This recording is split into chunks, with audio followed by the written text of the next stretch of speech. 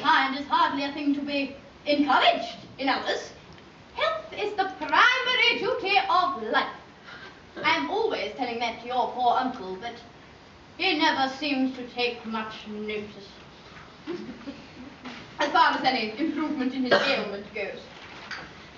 Now, I'd be much obliged, Adrian, if you would ask Mr. Bunbury from me to be kind enough not to have another relapse on Saturday, for I rely on him to arrange my music for me. It is my last reception, and one wants something that will encourage conversation, particularly at the end of the season, when everyone has practically said whatever they had to say, which in most cases was probably not much. I'll speak to Bunbury, Aunt Augusta, assuming he is still conscious, but I think I can assure you he'll be all right by Saturday. Of course, the music is a great difficulty. You see, if one plays good music, people don't listen. If one plays bad music, people don't talk. But I'll happily run over the programme I've drawn out, if you would kindly join me in the next room for one moment. Thank you, Algernon. This is most thoughtful of you. I am sure that the programme will be delightful after a few expurgations. French songs I cannot possibly allow. People always seem to think they are proper, and either look shocked, which is vulgar, or laugh, which is worse. But German sounds a thoroughly respectable language, and indeed I believe is so. Gwendolen, you will accompany me? Certainly, Mamma.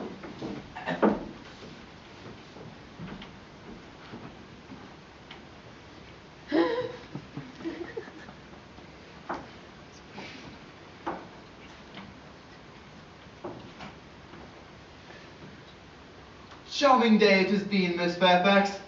Pray don't talk to me about the weather, Mr. Worthing. Whenever people talk to me about the weather, I always feel quite certain that they mean something else. And that makes me so nervous. I do mean something else. I thought so. In fact, I am never wrong. And I would like to be allowed to take advantage of Lady Bracknell's temporary absence. I would certainly advise you to do so. Mamma has a way of coming back suddenly into a room that I have often had to speak to her about. Miss Fairfax, ever since I have met you, I have admired you more than any other girl that I have ever met since I met you.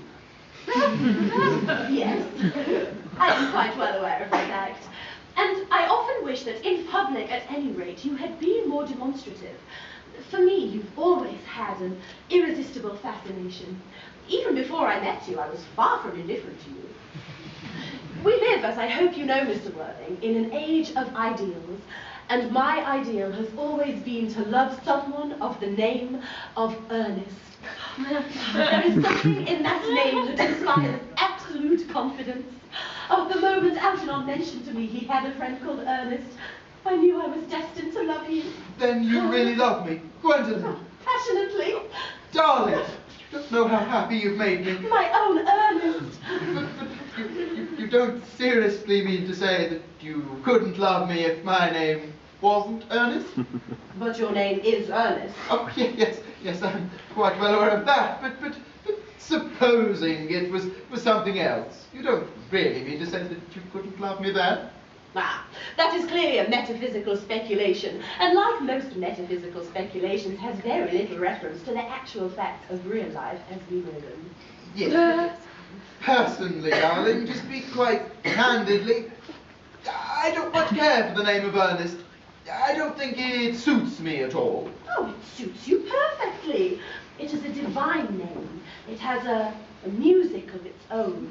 It produces vibrations. Well, really, Gwendolen, I can't help thinking that there are lots of other much nicer names out there. Jack, for instance, I think to be a perfectly charming name. Jack. Jack. No, there is very little music, if any at all indeed, in the name Jack. It does not thrill, it produces absolutely no vibrations. Now, I have known several Jacks, and they all, without exception, were more than usually plain. And besides, Jack is a notorious domesticity for John, and I pity any woman who were married to a man named John. The only really safe name is Ernest. Gwendolen, I must get christened. I mean, we must get married at once. There is no time to be lost. Married, Mr. Worthing? Well, surely. You know that I love you, and you led me to believe, Miss Fairfax, that you are not absolutely indifferent to me. I adore you, but you haven't proposed to me yet. Nothing has been said at all about marriage. The subject has not even been touched on. Well, may I propose to you now? I think it would be an admirable opportunity. And to spare you any possible disappointment, Mr. Worthing, I think it only fair to tell you quite frankly beforehand that I am fully determined to accept you. Gwendolen! Yes, Mr. Worthing? What have you got to say to me? You know what I've got to say to you. Yes, but you don't say it. Gwendolen, will you marry me? Oh, of course I will, darling. Oh, how long you've been about it. I must say, you have had very little practice in how to propose. Oh, but my own one, you know I have loved no one in my life but you. Yes, but men often propose for practice. I know my friends does. All my friends tell me so. Oh, what wonderfully blue eyes you have, Ernest. They are quite blue. I hope you will always look at me just like that, especially when there are other people present. Mr. Worthing! Rise, sir, from this semi-recumbent posture. It is most indecorous. Mamma, I must beg you to retire. This is no place for you. Besides, Mr. Worthing has not quite finished yet. Finished what, may I ask? I am engaged to Mr. Worthing, Mamma. Pardon me. You are not engaged to anyone. When you do become engaged to someone, I or your father, should his health permit him, will inform you of the fact. Yes, when you come upon a young girl as a surprise, pleasant or unpleasant as the case may be. Hardly a matter she could be allowed to arrange for herself. And now, Mr. Worthing, I have a few questions to put to you. While I am making these inquiries, you, Gwendolen, will wait for me below in the carriage. Oh, In the carriage, Gwendolen. Gwendolen! The carriage! Mamma.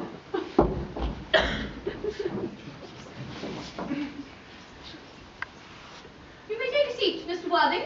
Oh, thank you, Lady Bracknell. I prefer standing. I feel bound to inform you, sir, that you are not down on my list of eligible young men, although I share the same list as the dear Duchess of Bolton has. We work together, in fact. However, I am quite ready to enter your name should your answers prove what a really affectionate mother requires. Do you smoke? Well, yes. I must admit I smoke. I am glad to hear it. A man should always have an occupation of some kind. There are far too many idle men in London as it is. How old are you? 29. A very good age to be married at. I have always been of the opinion that a man who desires to be married should either know everything or nothing. Which do you know? I know nothing, Lady Bracknell. I am pleased to hear it. I do not approve of anything that tampers with natural ignorance. Ignorance is like a delicate, exotic fruit. Touch it, and the bloom is gone. The whole theory of modern education is radically unsound. Fortunately, in England, at any rate, education produces no effect whatsoever. What is your income? Oh, about 7 or perhaps 8,000 a year. In land or investments? Oh, in investments, chiefly. That is satisfactory. Well, I do own a country house with some land, of course, attached, about 1,500 acres, I believe, but I don't depend on that for my real income. In fact, as far as I can tell, the poachers are the only people who make anything out of it. Country house. How many bedrooms? Well, that can be cleared up afterwards. You do have a town house, I hope. A girl with a simple, unspoiled nature like Gwendolen could hardly be expected to reside in the country. Well, I own a townhouse in Belgrave Square, but it is let by the year to Lady Bloxham. Of course, I can get it back whenever I like, at 6 months' notice. Lady Bloxham? I don't know her. Oh, she goes about very little. She is a lady considerably advanced in years. Nowadays, that is no guarantee of respectability or character. What number in Belgrave Square? 149. Oh, the unfashionable side. I thought there would be something. Still, that can easily be altered. Do you mean the fashion or the side? Both, if necessary, I presume. What are your politics? Well, I'm afraid I really have none. I am a liberal. Oh, they count as Tories. They dine with us or come in the evening at any rate. Now to minor matters. Are your parents still living? I am afraid I have lost both my parents. To lose one parent, Mr. Wilding, may be regarded as a misfortune. To lose both looks like carelessness. Who's your father? He was evidently a man of some wealth. Did he rise from the ranks of the aristocracy, or was he born in commerce? Well, I'm afraid, Lady Bracknell, that I really don't know. You see, I said that I had lost my parents. It would perhaps be closer to the truth to say that my parents seem to have lost me. I don't actually know who I am by birth. I was found. Found?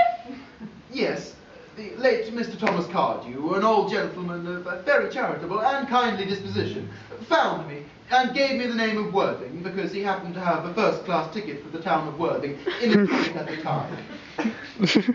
Worthing is a place in Sussex. It is a seaside resort. And where did this charitable gentleman with this first-class ticket for this seaside resort find you? In a handbag, Lady Bracknell. A handbag? Yes, Lady Bracknell, a handbag. A somewhat large, leather handbag with handles to it. An ordinary handbag, in fact.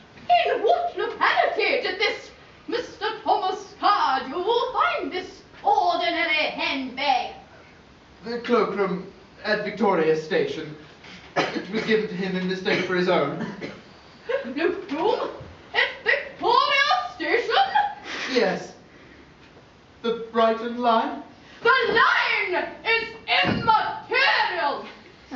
Mr. Worthing, I confess I am somewhat bewildered by what you have just told me. To be born, or at any rate bred, in a handbag, and handles to it or not, seems to me to show a contempt for the ordinary decencies of family life. As for the particular locality in which the handbag was found, cloakroom to railway station might serve to conceal a social indiscretion. And probably indeed used that purpose before now. But it is at any rate not an assured basis for a recognised position in good society. Well, then may I ask, Lady Bracknell, what you would advise me to do? I hardly need say that I would do anything in the world to ensure Gwendolen's happiness. I would strongly advise you, Mr. Wadding, to acquire some relations as soon as possible, and to make a definite attempt to identify at any rate one parent of either sex before the season is quite over. Well, I hardly see how I can be expected to do that. I can produce the handbag at any moment. It's my drawing room at home. I really think that ought to satisfy you, Lady Bracknell. Me